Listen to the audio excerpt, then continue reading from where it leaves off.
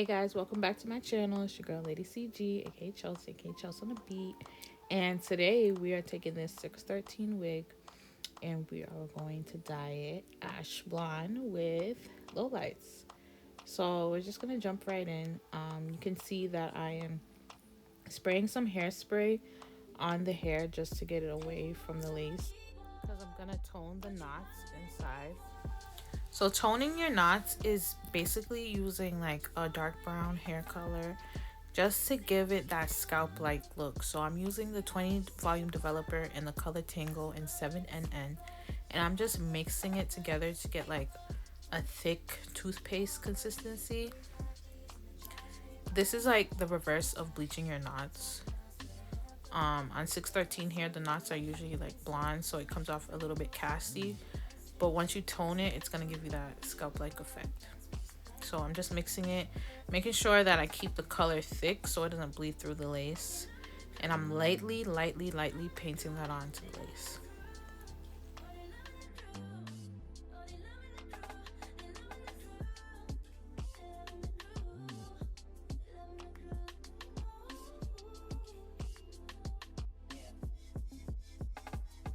Make sure you take your time when you do this. If you press down too hard with the color, it's gonna bleed through.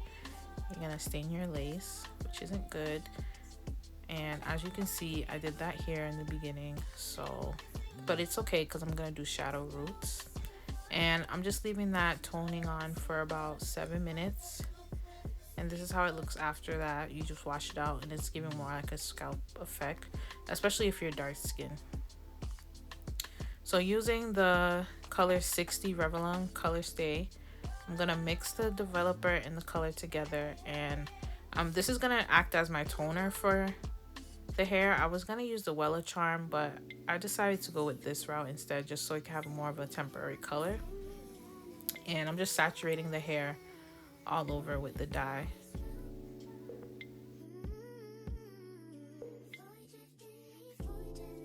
And if you're gonna do it like this, like I was in a rush, so if you're gonna saturate it, instead of, you know, using a coloring brush to brush the color through, make sure you comb through and get all the parts in between, because it's gonna show if you miss a spot.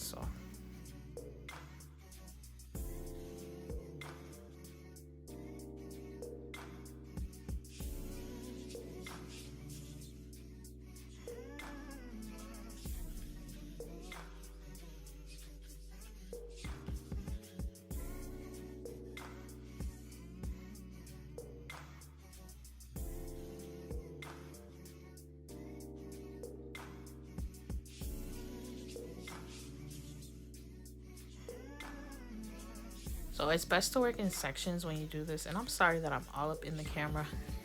I didn't know I was blocking, but hopefully you guys can still see.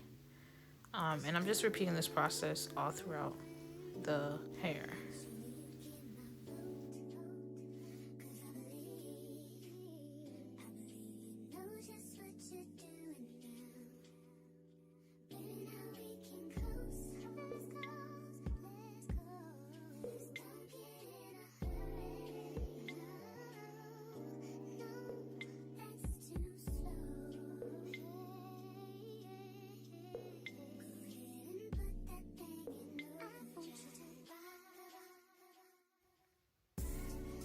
So for this, it's okay if you get some of the color all over the front of the hair, just because we're gonna shadow it.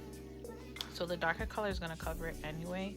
And I believe I left the color on for about 20 minutes just to get that toning effect.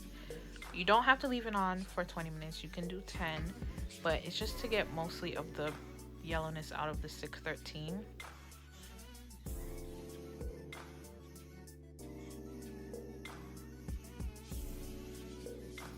So I'm making sure I just take my time and really comb through, especially in the front.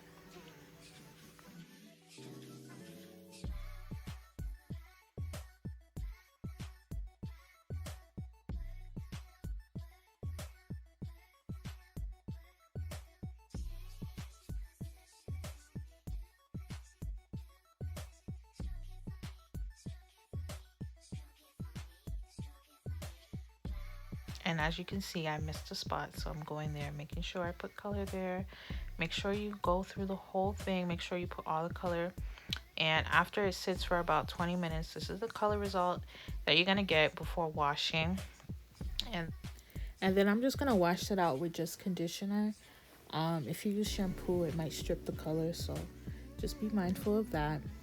And then I'm just gonna take the light ash brown to create my lowlights. So taking the color in the developer that comes in the box, I'm just mixing it in a bowl so I could put it in more of a strategic place rather than just distributing it all throughout the hair. Lowlights is basically the opposite of highlights. So instead of having brighter parts in the hair, you're gonna have darker parts. So I'm gonna part out a section and feed my comb through to pick out pieces that I want to color. And I'm gonna use foil just to help me distribute that color and not get it transferred onto the other parts of the hair. It's a little bit harder explaining, so just watch throughout the video.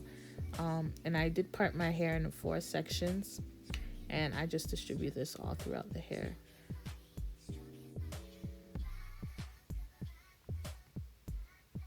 So just taking another section, making sure I clip the pieces that I don't want to put color out the way, and I'm just gonna feed the comb through every other in and out, and I'm gonna put the color that I mixed up together on it.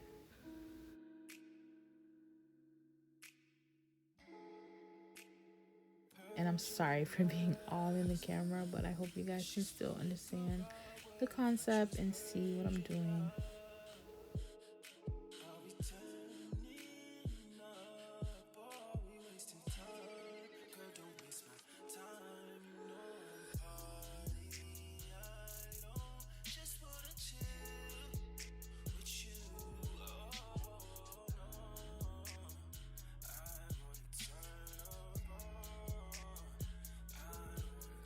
And I'm just continuing this process all throughout each section.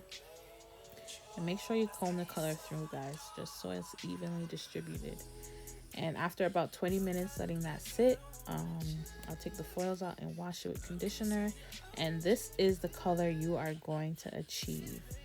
So now I'm gonna do shadowing on my roots. I'm gonna take that same color and I'm gonna apply it on my roots, trying to keep it like maybe a half inch, just because I don't want too much of a rooting. If you're not comfortable using the brush, you can use a spoolie and do this. It's easier.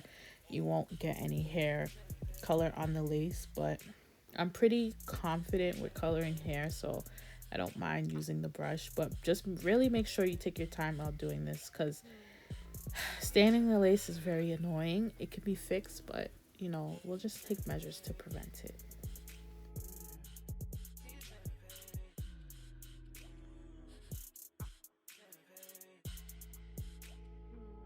Make sure you take your time, and I'm just combing through, making sure the color gets through every single part. And I believe I'm leaving this on for another 20 minutes. You could probably get this step done while the low light is sitting, but I just did this. It was a little bit easier, and this is how it's gonna look after rooting and sitting for about 20 minutes. And I'm just gonna wash that out with conditioner, and this is the color you are going to achieve after all that. So as I said before, the hair looked totally different when it was wet, but now that it's fully dried, this is the color that you achieved. And I'm posting an install video with this hair, so don't forget to like, comment, subscribe, as well as pressing your bell notifications to be notified when I post new videos.